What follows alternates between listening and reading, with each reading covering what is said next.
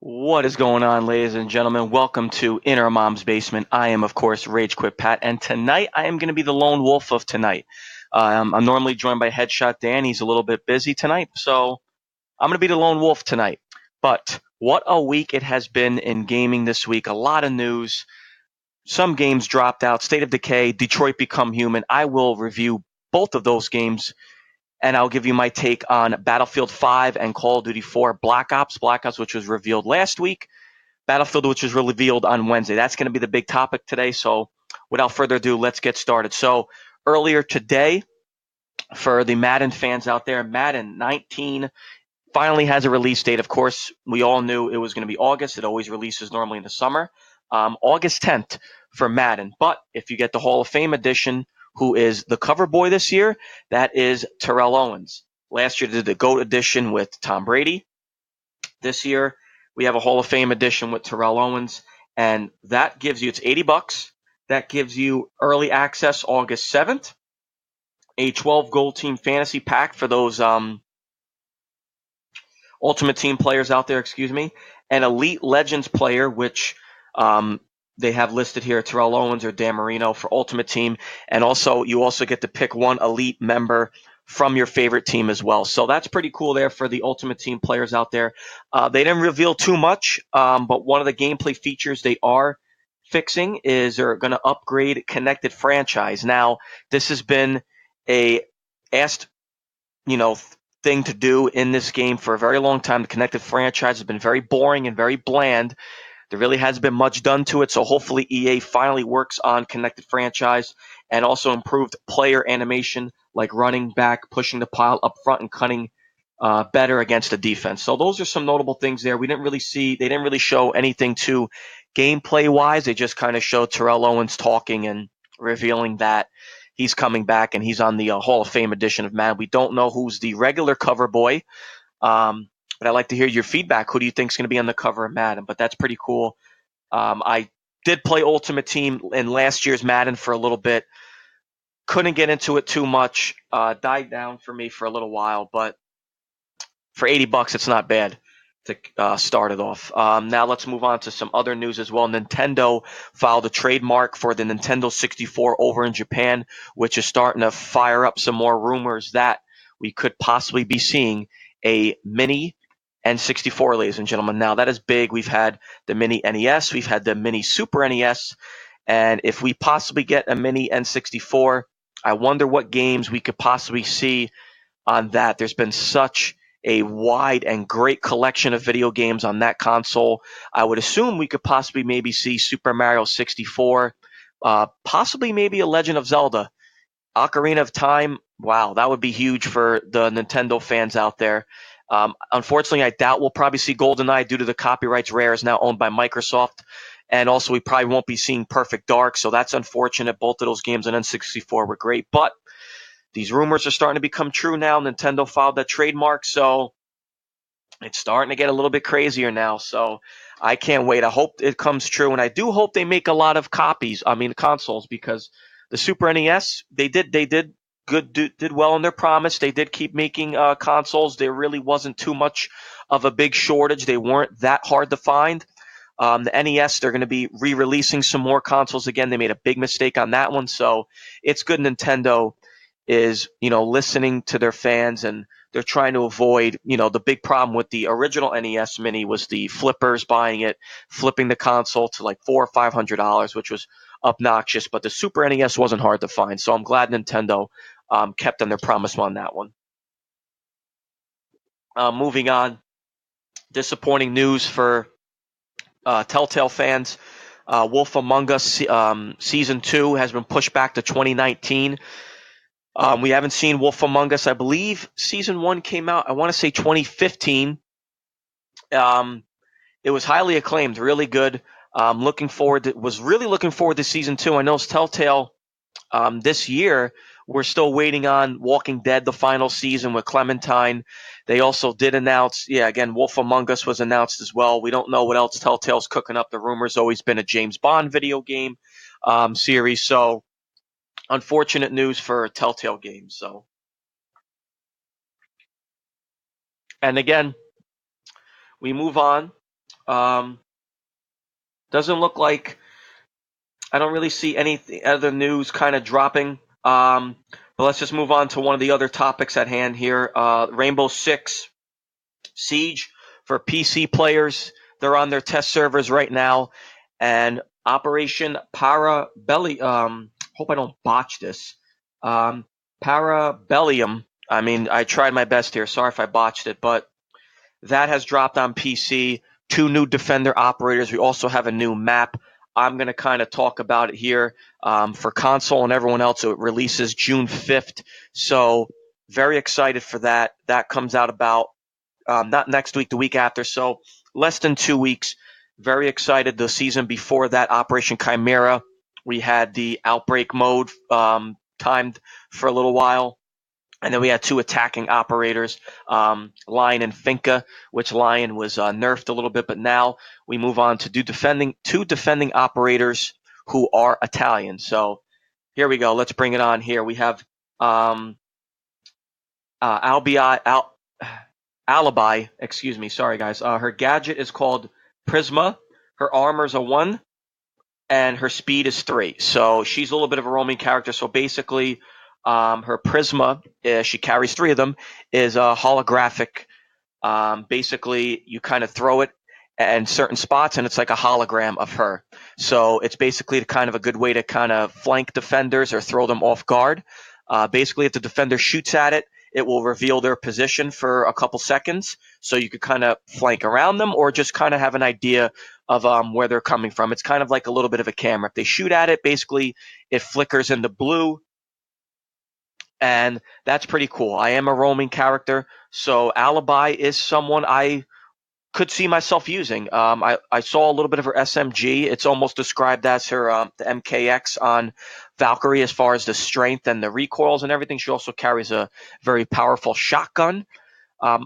Shotguns aren't the same as they are on P. I'm a console guy. I have this game on Xbox, so shotguns aren't the same as they are on PC. And in the earlier seasons, shotguns were ridiculous, but they kind of got toned down a little bit. So I won't be using the shotgun, but I will be using this character. I do like roaming. Last season in Chimera, I frequently use Vigil and Kavira. Those are my 2 top defending characters.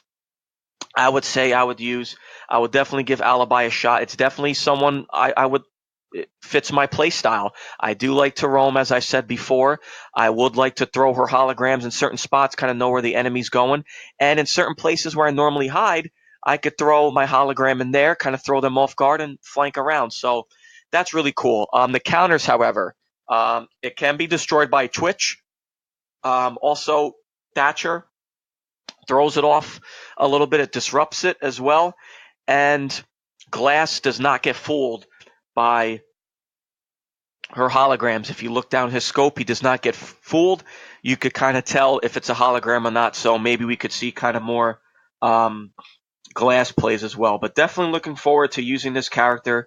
Can't wait for June 5th. So now let's move on to Maestro, who's seems like more of an anchor character, kind of like an Echo. Whoever used Echo strongly probably would like this character. His gadget's called the Evil Eye.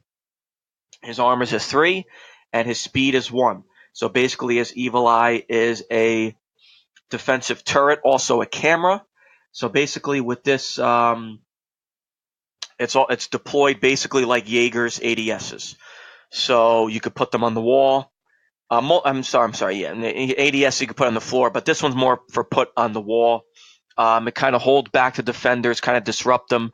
When you do hit them, they do lose about 5 health points, I believe, from what I saw on some of the YouTubers that have been playing it.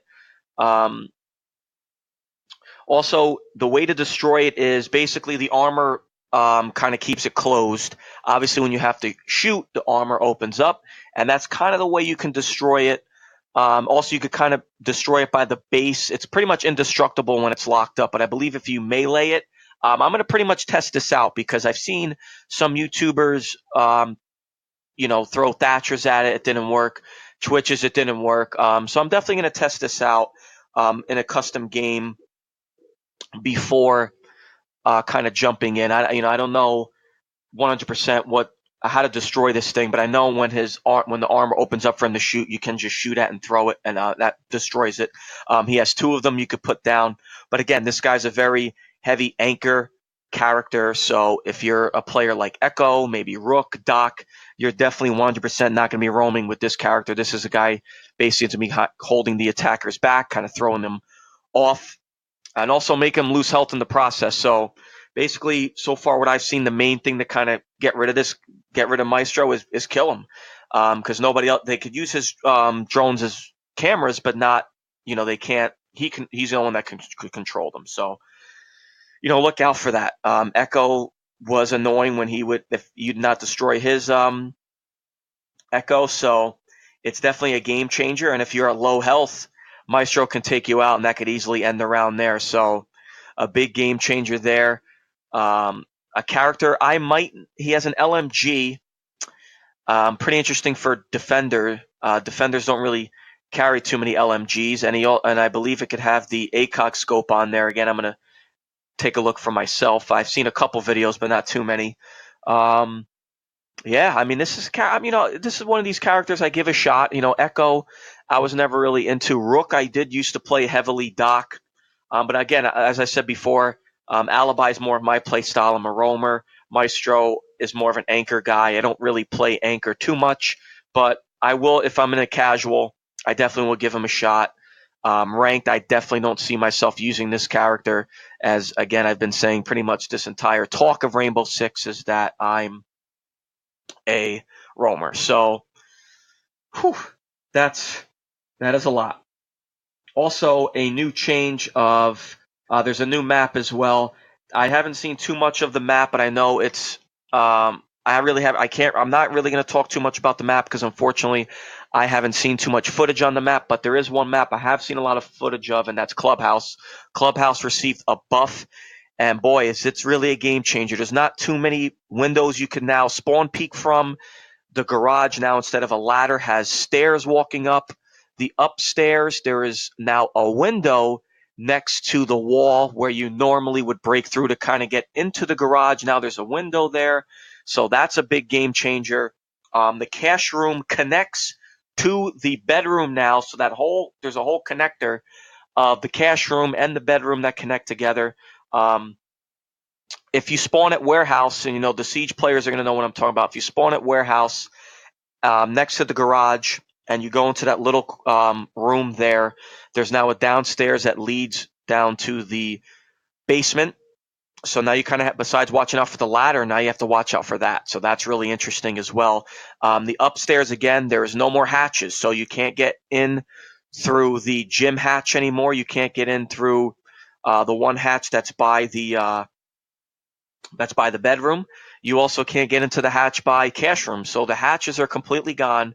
The bar now has a wall a divider there as well, and there's a bathroom. So Clubhouse received a big buff, and it looks good. It doesn't look bad. I'm very happy with the buff.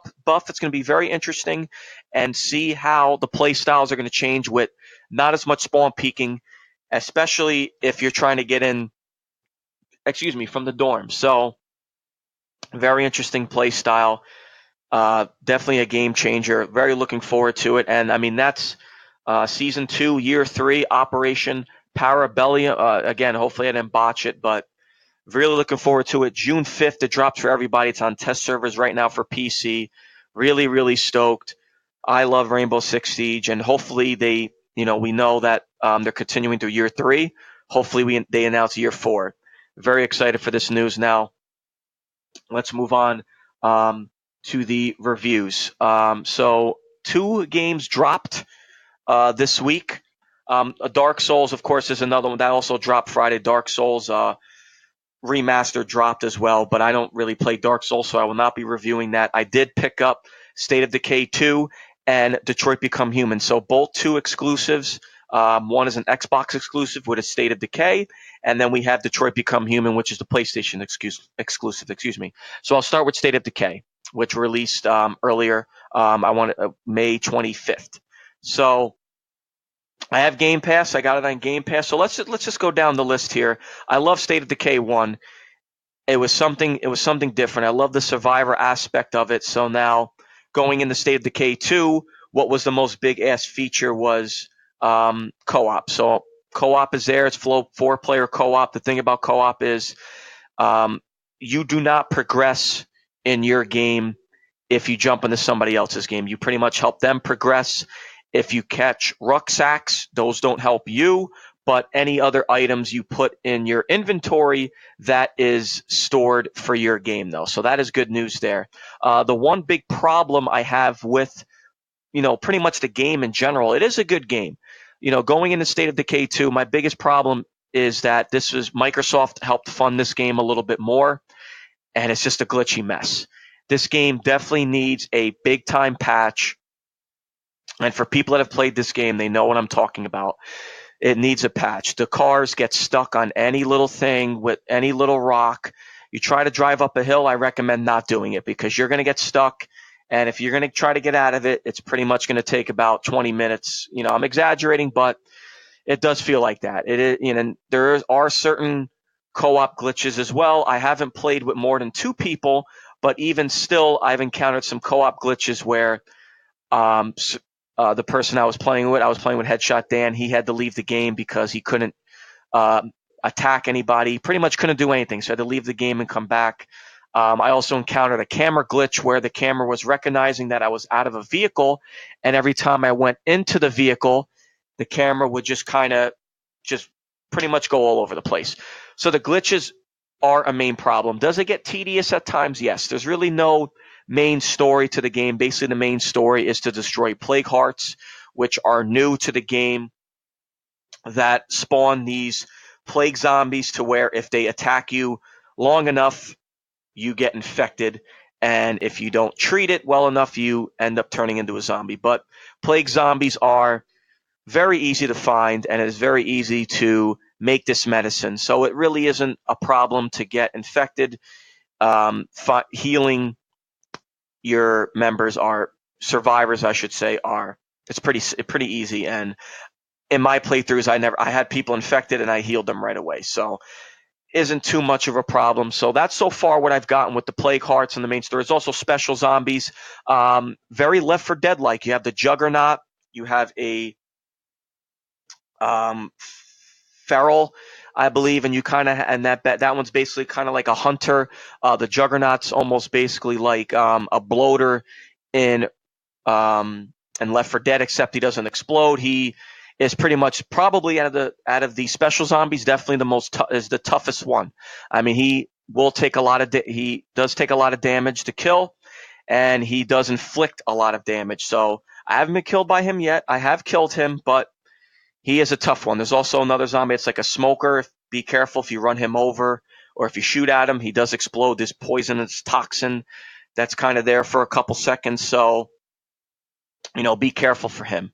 Gameplay wise, it's the same. You have your melee weapons and they break after a short period of time. Aiming guns is pretty much simple as well. And that, of course, breaks over time as well the more you use it.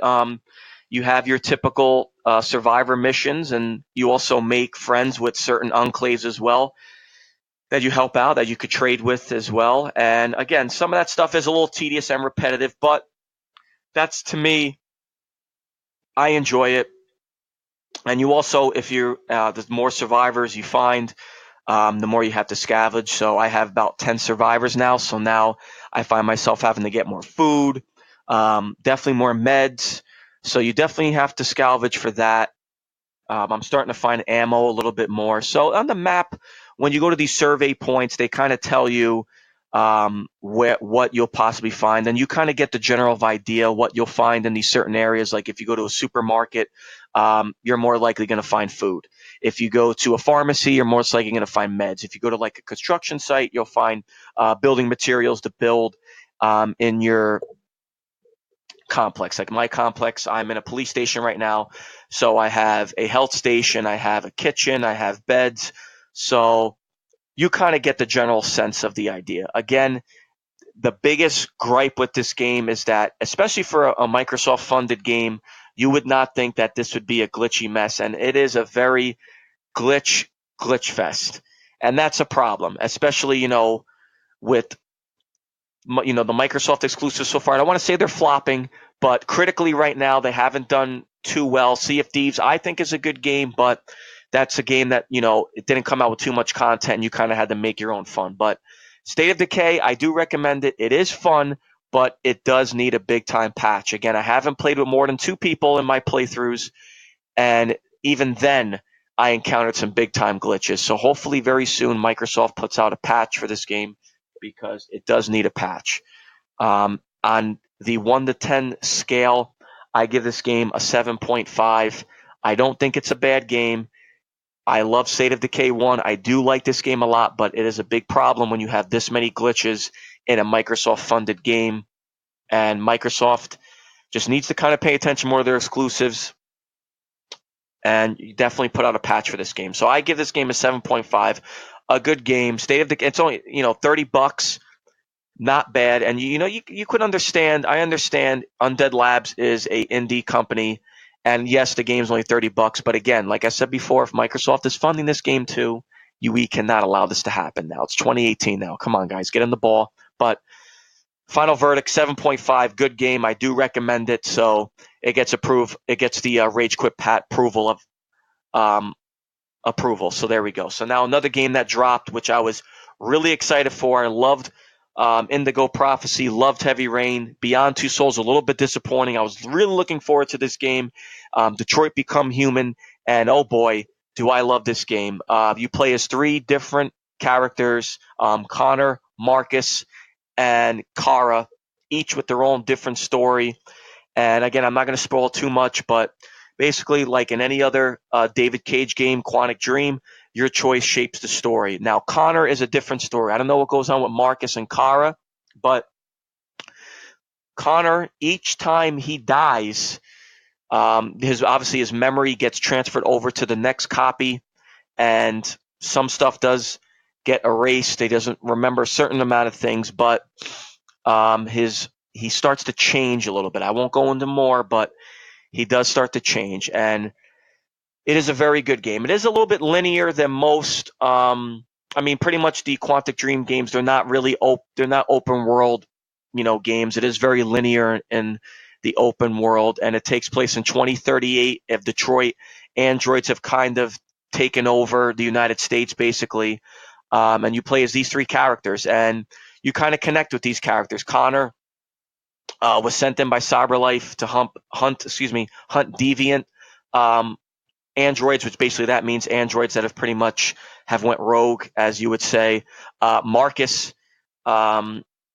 is one of the. He's basically one of the robots that he did have a master. He kind of, I would say, went rogue. Again, I won't spoil too much in the story, but he meets up with another group of robots that are just trying to. Depends how you play as him. You could do it peacefully, you could do it aggressive, but he's basically trying to get justice for androids. And then you have Kara, who starts to look after Alice, who is a human child, and you could kind of see the relationship start to grow as the story progresses between the two. There's a lot to do. So one playthrough is definitely not enough. They do have these flow charts that kind of show you what led up to your choice, and then it shows what choices you have missed. So it's definitely encouraging to go back. I've only did one playthrough, so it's definitely encouraging to go back and play it twice. And normally with these Quantic Dream games, besides Beyond Two Souls, I usually play through twice. Indigo Prophecy, I played twice. Heavy Rain, I played through twice. So I'm definitely going to go back. Until Dawn, even though it's not Quantic Dream, but it's kind of the same concept. I played through twice. So this is definitely a game I will definitely go back and play through twice. And Sony has just been, to me, knocking it out of the park with these exclusives so far. God of War is a surefire 10 out of 10. Detroit Become Human, I highly recommend for people that love to play these games that feel like they're playing a movie. Again, it's not free flow action. You're not going to have combat like, the Batman games or Grand Theft Auto, anything like that. There's more so quick time events and making choices. So the game's not for everybody, and I understand that. But these type of games I love, and if you like these type of games where it feels like you're playing a cinematic movie. I highly recommend it. Um, I love this game. I mean, my only gripe with the game, I wish it was a little bit longer. It's only about 10 hours long, but that's why they give you that replay value. But I do wish the game was a little bit longer. Um, and again, Sony's just been killing it with their exclusives. 2018 so far has been the year of Sony exclusives. Unfortunately, Days Gone got pushed back to 2019. That was what we were really looking for. I was really looking forward to that. But right now, they've just been knocking out of the park. God of War, um, you got Detroit Become Human, and then you're going to have Spider-Man in September. So Sony's just been doing a great job with their exclusives so far this year. And on a scale of 1 to 10 in this game, I'm giving Detroit Become Human a 9. Again, I love these games. The Quantic Dream games have always been exciting for me, except for Beyond Two Souls. That was very disappointing. But they've came back, done a great job with this game. I really love the characters. I like Connor. I like Marcus. Also, if you're a Grey Anatomy fan, Jesse Williams is in it. He plays as Marcus. So for you Grey Anatomy fans out there, you would like that. So, I mean, and then Kara and Alice, their relationship is very touching. It's very fitting. And you're kind of seeing these androids, as time goes on, depending on your choices, just change. And it's really fun, high replay value. I'm giving this game a 9. So, and it gets the Rage Quit Pat stamp of approval. So, really no raging in these games. Like the Detroit Become Human, it's kind of really hard to rage because you could always go back and play it again. State of Decay, I guess my rage would be the glitching. So those are my 2 reviews so far this week. State of Decay gets a 7.5, and you have Detroit Become Human getting a 9. So excellent there. Very happy about that. Now we move on to the big topic at hand, which has been Call of Duty and Battlefield 5. Battlefield last year took a year off, and they focused on Battlefront. Boy, was that a big mistake. Battlefront was a complete disaster. We don't need to get into that. Let's talk about the positive. So let's talk about the first game that revealed itself, which was Call of Duty. Excuse me. You get parched when you talk a lot, especially when you're lone wolf and you get parched a little bit. So here we go. Call of Duty Black Ops 4 was released, and one of the biggest features we know, and the rumors are true, there's no single player. Their big main focus this year is going to be Battle Royale. It's called Blackout. Now, what the cool thing about this, it's 1,500 times the size of iconic Black Ops map Nuketown. And obviously you battle it out for the last person standing, featuring playable characters from classic Black Ops games, fan favorite maps, land, sea, air vehicles, and all weapons, gadgets, and gear you expect from a full-fledged Call of Duty experience. So from what they talked about, basically you drop into a map where it's all the Call of Duty maps in one map. So you could drop into Nuketown, you could drop into certain areas here. So that's pretty cool. I'm a PUBG player. I'm not into Fortnite. Sorry for all the Fortnite lovers out there. I just don't see why Fortnite's so good. I'm a PUBG guy. My problem with this off the bat with Call of Duty is that already they're doing what they normally do, and that it's jumping on bandwagons, and they're jumping on the Battle Royale bandwagon right now because it's the hot thing right now. PUBG, Dying Light's doing a Battle Royale. The success of Fortnite, Call of Duty wants to get the piece of the pie. And we've seen that time and time before. When zombies were huge, they jumped into it, World at War. Now, don't get me wrong, the first zombies in World at War were fantastic, but as zombie games started to start pumping out more and more, like Left 4 Dead, certain games like that, they kind of continued the bandwagon. So, but it took kind of a breath of fresh air in a way. Battle Royale is the hot thing right now, so why not kind of jump on that bandwagon? Especially for just the Call of Duty players out there, they'll love this. Most likely it's going to be first person. I don't see Call of Duty doing. The last time I remember Call of Duty ever doing anything in third person was in Modern Warfare 2. They had a third person team tactical.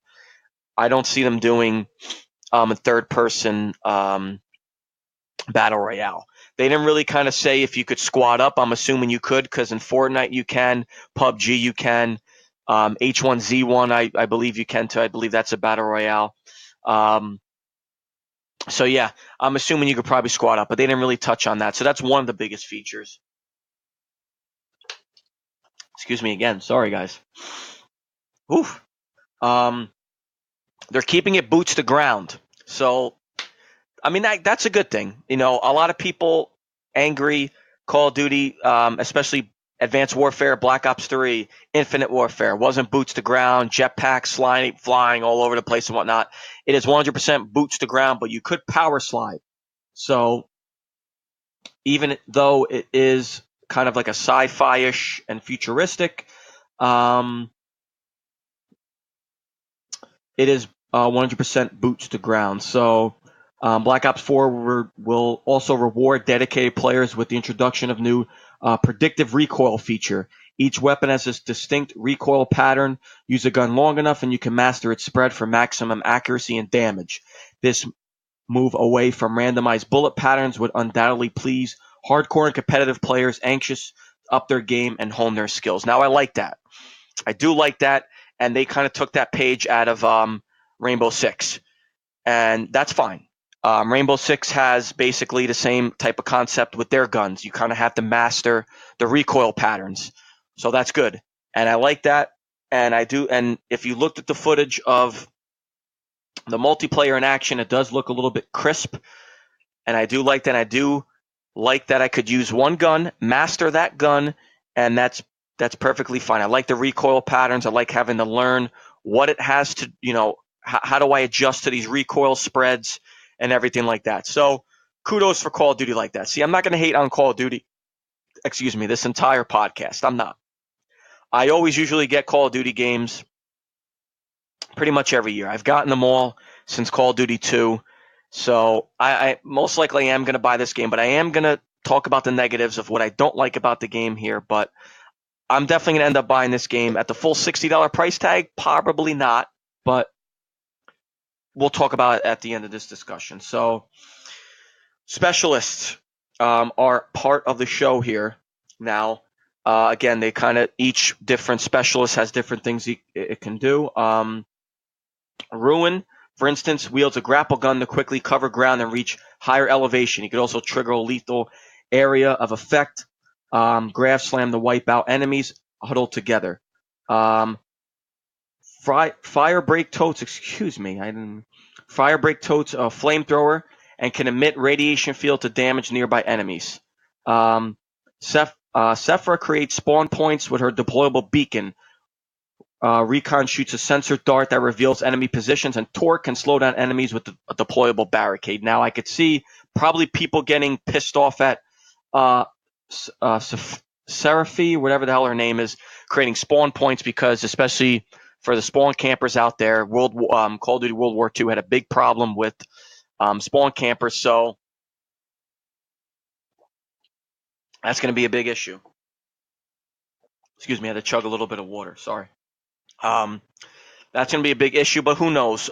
Maybe there'll be certain areas where you can't do it, but kind of look out for that. So these are the specialists here. Firebreak with his flamethrower, that's fine. Torque slowing down the enemies is cool. Deployable barricade, not bad. So each specialist, pretty much you'll have to learn and master. I'm sure you can upgrade these guys, which this is fine too. So this is probably another interesting feature that it's bringing in. You take control of your health, so there's no more of the health regenerating. So this is big. You begin health with more than ever before, 150 instead of 100. You could take more punishment before going down, theoretically extending skirmishes by giving players a slightly better chance to escape from damage. So if the if the hit markers weren't bad in the other ones, prepare for a lot of hit markers now. So, boy, beef up those guns here. But the flip side, like I said before, health is no longer restored automatically. Instead, players will manage their own health with new health button. Basically, the left bumper inject yourself with a stim pack to regain health. But this potent ability is also on a cooldown. Should you stay in the fight while you're trying to heal or briefly take cover to risk losing a sure kill or two? So remember the heal and heal at all times. Or I believe if you're a medic, I believe there's a medic as well. So if there's a medic around, that can help you as well. Call of Duty's always had a problem with, the hit markers. I know a lot of people get annoyed because they feel like they're lighting someone up. They don't die. So I wonder how this is going to end up working. I have seen a little bit of gameplay of someone healing themselves, and that's cool and everything. So I want to know what the community thinks. I wonder what you guys think. Do I like this? I mean, Call of Duty's kind of taken this note from Battlefield. Battlefield always had this, but their health regenerates. So, but there's no health regen unless you're a medic or you have the health button. So this is a very interesting take on this. Who knows? If you're a sniper, this probably works better. For someone who's running gun, who knows? I mean, this is a very interesting feature. Again, Call of Duty's trying to adapt to the other different play styles of other games. So interesting to see how this all works out for them. Moving on. 3 zombies for the price of 1. So Zombies is back, of course. This is their 10-year anniversary of Zombies. How about that? 3 distinct maps will be included in Black Ops 4 package on day 1. How about that? That's good for the zombie players. And I like Zombies. Zombies is fun. Zombies in World War II were a lot of fun. Voyage of Despair. Tasks its 4 sturdy characters with surviving zombie outbreak on the Titanic. How about that? Surviving the Titanic. That's pretty cool. I like that. A Roman gladiator. Also, outfits our crew with swords and shields, and before tossing them into a Roman gladiator arena, and Blood of the Dead revisits legendary Mob of the Dead prison level from Black Ops 2. With deep customization options, multiple difficulty levels, and an in-game tutorial for newbies, it's shaping up to be the brainiest Zombies experience to date. So, Call of Duty's heavy focus this year, Battle Royale, multiplayer, and Zombies.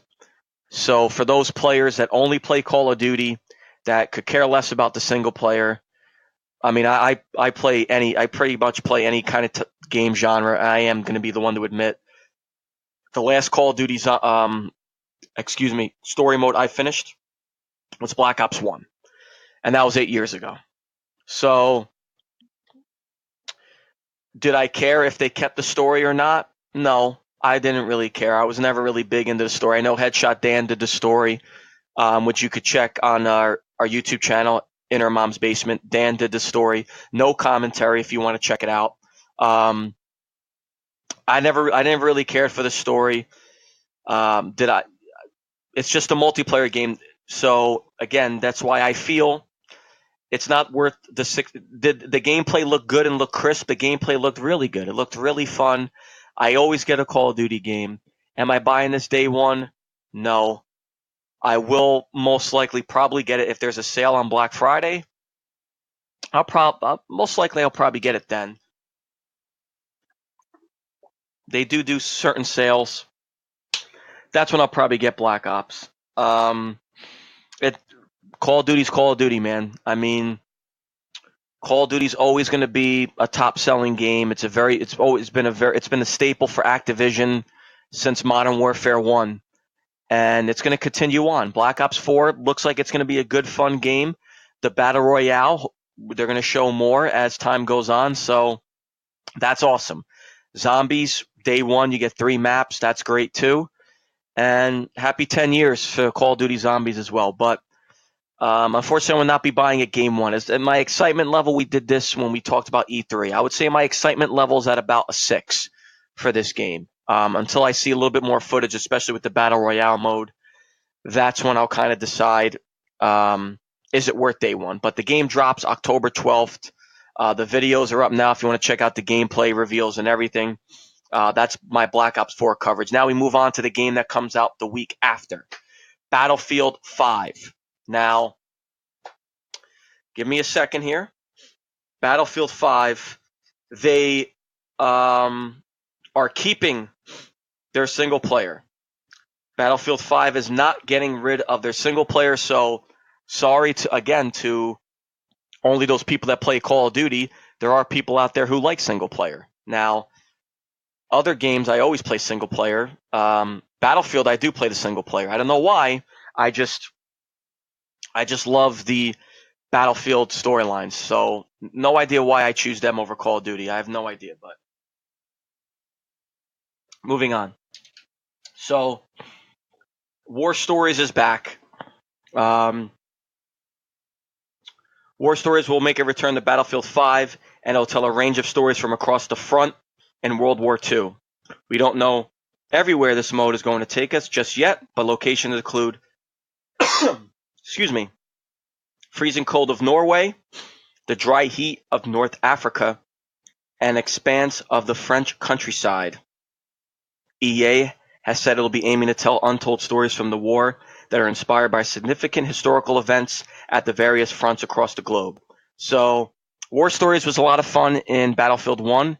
If you played them, you'll enjoy this one as well. So, happy to see that Battlefield's keeping their story mode, and that's kind of a slap towards Activision for getting rid of theirs. So, the biggest news, no more Premium Pass. Everything is free DLC. Everyone will be up to date. So that is it. So Premium Passes, they normally would charge, not only would you pay $60 for the game or maybe $100 for the deluxe edition or whatever, the Premium Pass was always usually $50. EA listening to the community, DICE also listening to the community, the Premium Pass is gone. So any future DLC going forward for Battlefield 5, it will all be free. Amazing, amazing news. This is definitely the step in the right direction that EA is trying to rebound after the Battlefront fiasco, which I'll continue to cover as well. And also for previous Battlefield games where people would have to shell out another $50 for DLC, maybe another $25 for later DLC. So this is amazing news. No more Premium Pass. Awesome. And you could just get the regular game. You don't have to get a $100 deluxe edition to just get the Premium Pass. Fantastic. Basically, and then also another one, Tides of War. This online mode will allow players to journey and progress their personalized company through World War II. There will be an evolving narrative with new gameplay, new items, and new events added over time. It appears Tides of War content updates will be split into chapters, with each chapter lasting a few months, and a feature time-limited experience, participating in which will allow players to earn special rewards, which will include new weapons, vehicles, dog tags, emblems, and soldier and weapon skins. So that's awesome. Part of Grand Operations. This is basically a mode that was in Battlefield 1. It's a large, live. It's basically these battles are ridiculous, and they take about an hour each, and it is awesome. I loved Grand Operations. Glad they're bringing it back. So it's awesome. Grand Operations will have an overarching narrative, and a player action on one day will impact the next day. We were told, for example, that if players are tasked with taking out as much enemy artillery as they can on day one, the degree of their success will affect how many resources, vehicles, soldiers they have to start their offense on day two. So that's awesome. Each grand operation will be active for a limited time, and players will be able to earn unique rewards for taking part of them. So that's fantastic. I love grand operations. Glad they're bringing this back. Here's another big thing. You could create your own company. Finally, customization, personalization is in Battlefield 5. So now you'll be able to create and customize your very own company, including soldiers, weapons, and vehicles, from how they look to the way they play. With soldiers, it'll be impossible to choose their gender, it'll be possible to choose their gender, change their face, apply war paint, and choose their clothing and weapons. So that's awesome. So now if you look back at the other Battlefield games, you kind of all had the same looking soldier. Now you might not. You'll all have different dog paint. You'll have different clothes, different vehicles, different weapon skins. I love that. I think that is awesome. We've been asked. This has always been customization's always been big to a player like myself. I do love to customize players. You can ask Headshot Dan and whoever else I play with. I like to, especially in Grand Theft Auto 5. I used to love like messing around, putting different clothing on them. But now it's cool. I can have my own distinct soldier that fits me, and I love that. And it's also good for players out there. Do you want your own soldier? You want your own clothes, your own customization, your own distinct vehicle to kind of stand out. That is awesome. Very big news, and I love that in Battlefield 5. Very cool, very cool. You'll also be able to change how weapons and vehicles look with skins and visual parts. There will also, as you expect, be sets, but it'll be a mix and match type items. So that's very cool as well.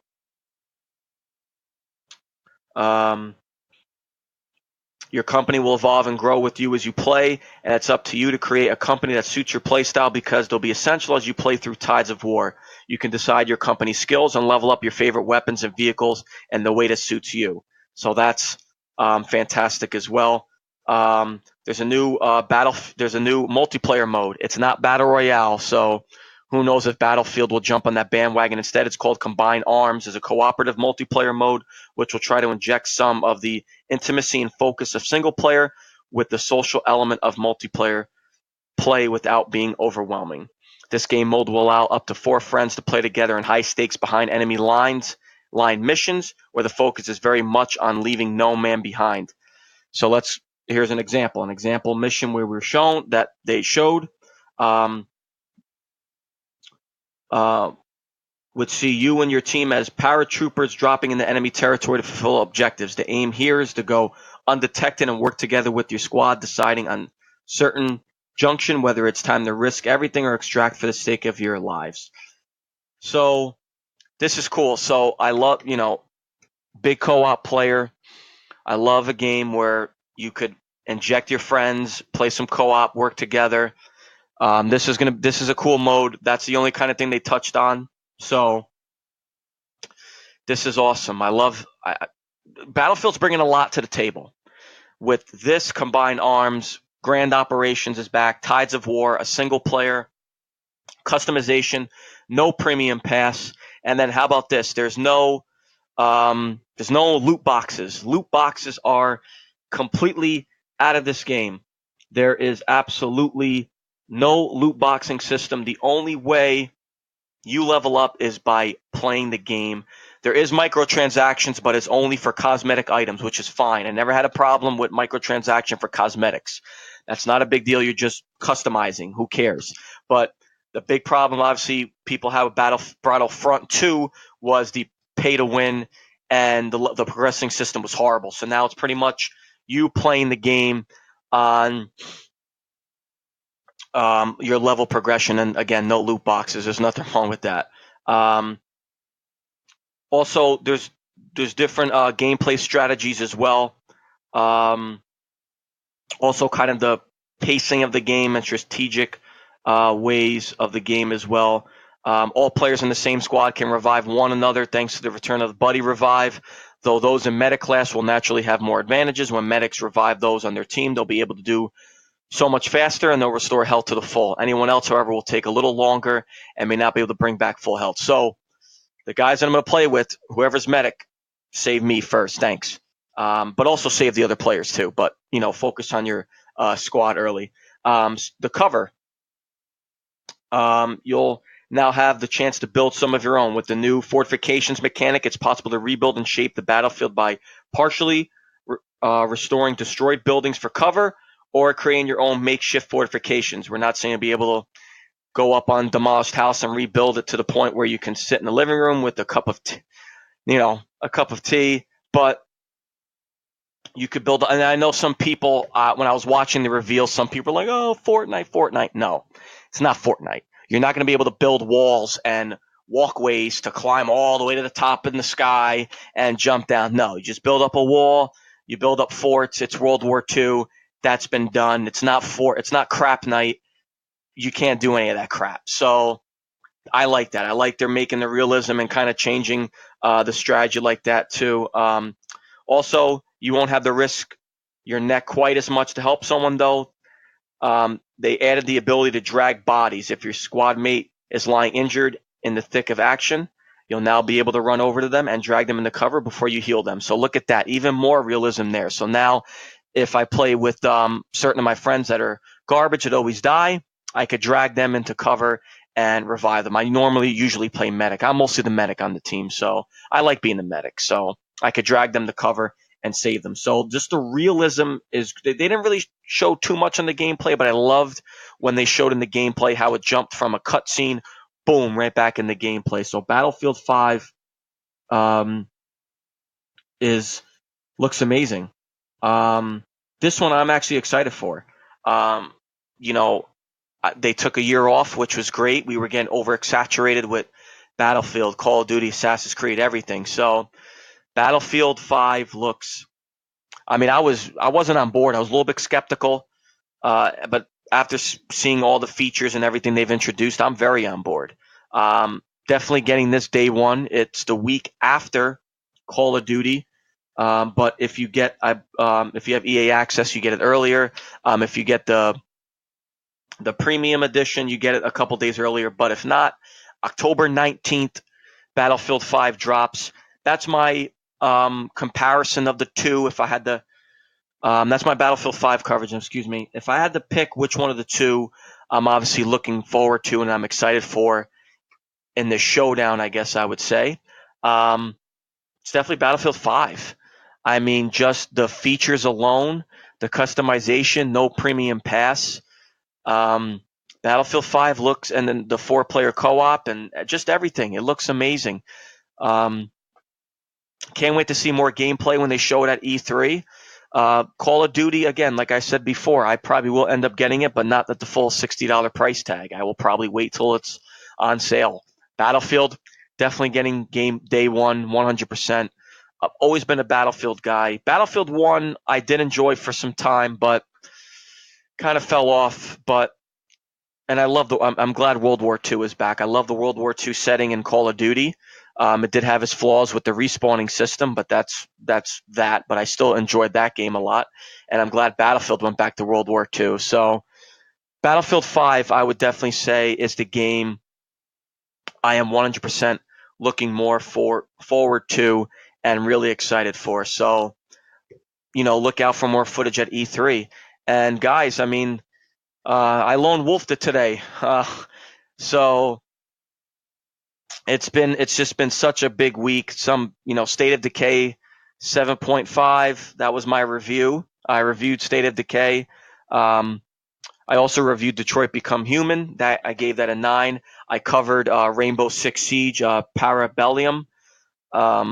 Besides the map, I also covered some breaking news, some news as well, and I also covered Call of Duty, Black Ops, and Battlefield 5. So, thank you guys as always for listening. Check us out on the stream, Mixer, Twitch, Inner Mom's Basement. Also, subscribe to us on YouTube. Subscribe to us on iTunes, Google Play. We're also on Stitcher now. Listen to us on Spotify. So we have a vast variety where you can listen to us.